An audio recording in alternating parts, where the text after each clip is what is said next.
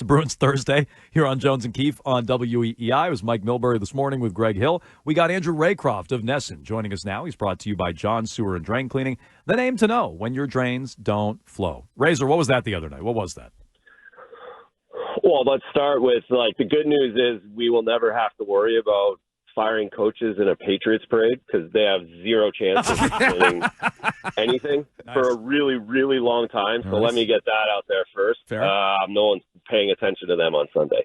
They played a good first half of the game, and they took stupid penalties. And their power play is not good enough, and their penalty kill is not good enough. So a team that's been synonymous with the top 7 in the league for the last 15 years in special teams, both power play and penalty kill, you could set a watch to it, isn't there right now. And in a league that's very special teams dependent, you get that the other night. The Leafs power play had been horrible, and for the 4th time this season, the Bruins give up 3 power play goals in a game. You can't win that way. Yeah, is there a reason that you could pinpoint for why they've been so bad killing penalties this year? I mean, I know they're constantly trying to kill penalties, but it does seem like a ton of goals are allowed. Yeah, it starts with taking too many, and it starts with taking ones. So the 2 they take in the game against Toronto in the second period, when again it was a 0-0 5-on-5, not really much happening, but that's a good thing when you go into Toronto kind of game. And then there's a bad handoff between Swayman and his defense. Zadorov has to take a penalty that really should never have happened, so it's unforced. They score. A minute and a half later, they take another penalty in the neutral zone, unforced, not a scoring chance, not a scoring opportunity, and the Leafs score, and it's 2-0, and then you're chasing the game. And then you're reaching, and then you're poking. So, again, it's the way you're taking penalties. It's the fact you're taking too many. And listen, they lost a little bit of depth last season. I know everyone it was easy to criticize a guy like Derek Forbert the last couple of years on the back end, and he's big, he's slow. Well, he killed a lot of penalties. He was the first one over the boards over on the left side, and I think I continually said that he's very important to this team. I think he continually said he's an asset, and he's not there now. Jake DeBrusk turned into a really good penalty killer. Dan Heinen was another really good killer. So I think they might be trying to figure out their formula on the PK personnel-wise, on top of just taking too many. Now, Razor, I don't want to brag, but Keefe and I were in the building on Sunday watching the Kraken. We were actually relatively in your section. The gentleman in front of us was trying to get your attention the entire game. He had a big sign. He was trying to get your attention. I don't know how successful that was. Okay. Not very. Usually those guys just want to get on the big screen. I think they try and get my attention. So they just see a camera and think that's going to get them on the Jumbotron. I see. Correct. Got those it. guys are Jumbotron guys. Yeah, you were locked in. You were locked in. You weren't giving him the time of day. You were focused on the job at hand, which I give you credit for. But so we were in the building. Pastrnak gets benched in the 3rd period. The team wins that game, and then they do what they did the other night. Is that carryover? Is that a reflection in any way on Montgomery and how the team feels about him, how Pastrnak and another star like Marchand feel about him? Should we connect those two?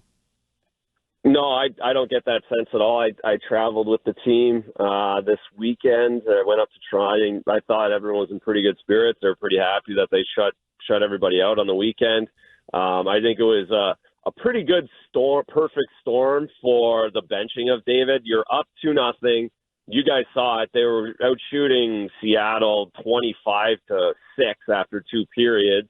The game did not need any more offense. The Bruins were going to win that game in the 3rd period. So it was kind of timely to be able to sit your goal scorer, prove a point, and garner a lot of currency for the rest of the team and accountability on the season. I don't think they didn't skate. They did skate Monday. Most guys skated Monday. They had an optional skate Tuesday. So by the time that game started Tuesday, I'm assuming it wasn't in most people's minds. And again, I think it just comes down Tuesday night to the bad special teams. You know, NHL coaches get fired all the time, and it's certainly not always their fault while the team is struggling, but it's like the one move that the GM, president, or whatever can kind of do to spark the team.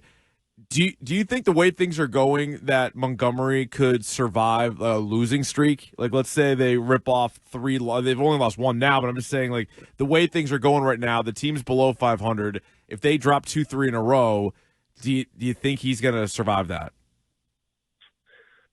So I do. Yes, I do. And that's, again, we did the hypothetical last week after the 8-2 drubbing, and it's if they right. they could easily lose in Philly, they could lose against Seattle, they could lose, so it's tough for me to do that. It's just not like the way I think about the game and how it works. I guess the big thing, right, and the reason why we're talking about is the contract, right?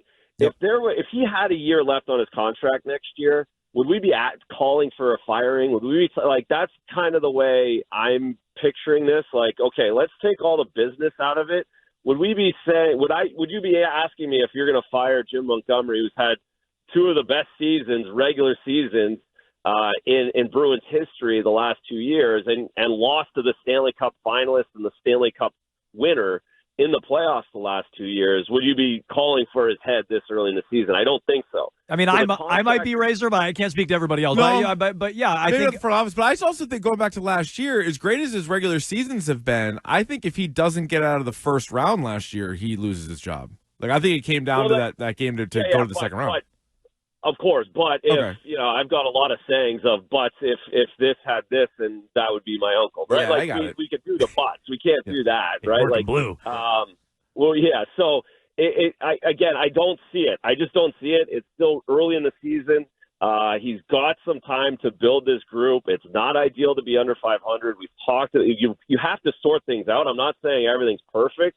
I just think that you have to give a guy who's coming in. I guess that's you could do that game too. I don't know who's a better hire if we actually wanted to go down that road. So again, I really think this group can turn it around. I think the best players have to play better. I think the Charlie Coyles, the Fredericks, they have to get scoring and helping this group, and I think they can get on a run. So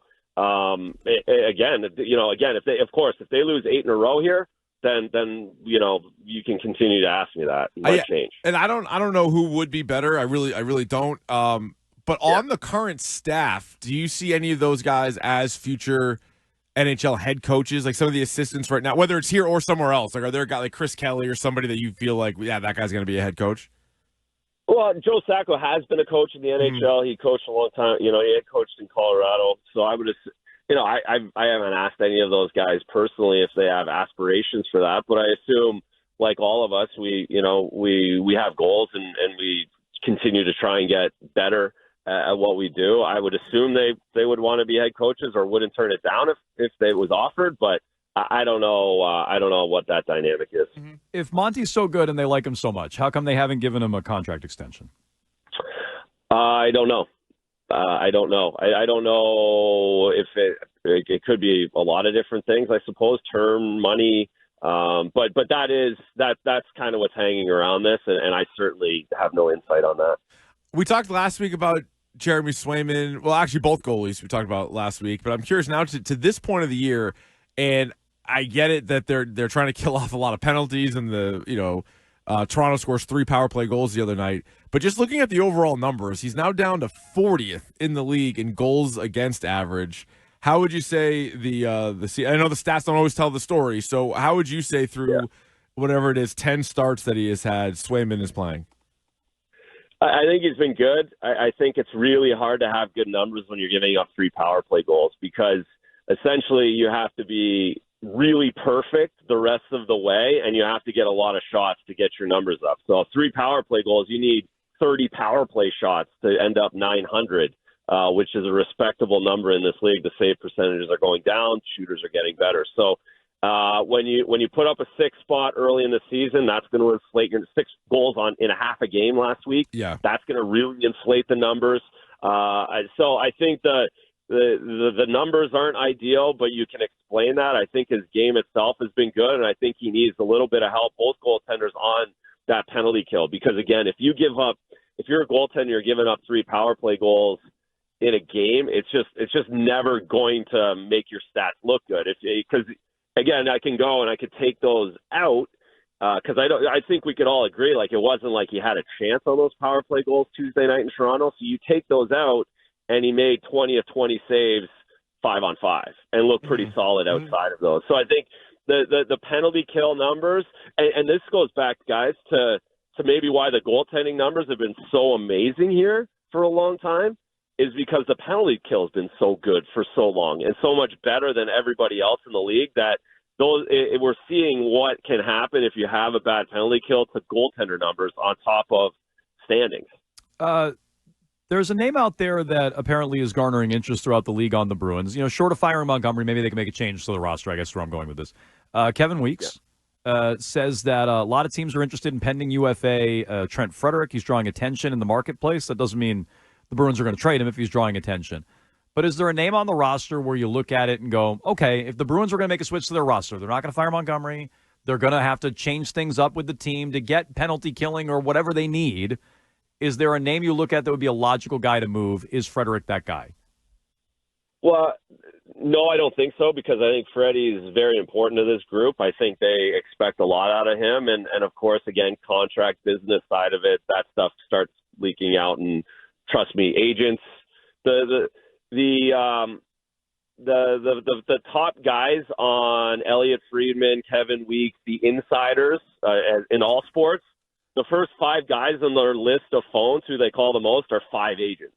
That's the pipeline. That's how that works. And the start of the season hasn't gone Freddie's way, but I think there's a lot in there. I think the Bruins think there's a lot in there, and I think he's a big piece of getting going, not just the penalty kill, but scoring a little bit more. So I think all the pieces are in the room. I just think that it hasn't quite been to the level that each individual expects, and they feel like they could turn that around starting tonight against Calgary. Razor, before we let you go, you excited for the flood of American celebrities moving to Canada? Are you guys excited for that? Oh, wait till they get to Canada and see how great it is up there. Yeah, the politics in Canada is fantastic right now. All my friends, I was in Toronto. We had an interesting conversation. So I wish all of those high earners who make a lot of money making movies, good luck with their tax bill in Canada. Yeah, they can share that with the whole rest of the country. Yeah. All right, Razor, we appreciate it. Thanks so much. You got it, guys. Thank you, Razor. Very good. Andrew Raycroft joins us here every Thursday on a Bruins Thursday, brought to you by John Sewer and Drink.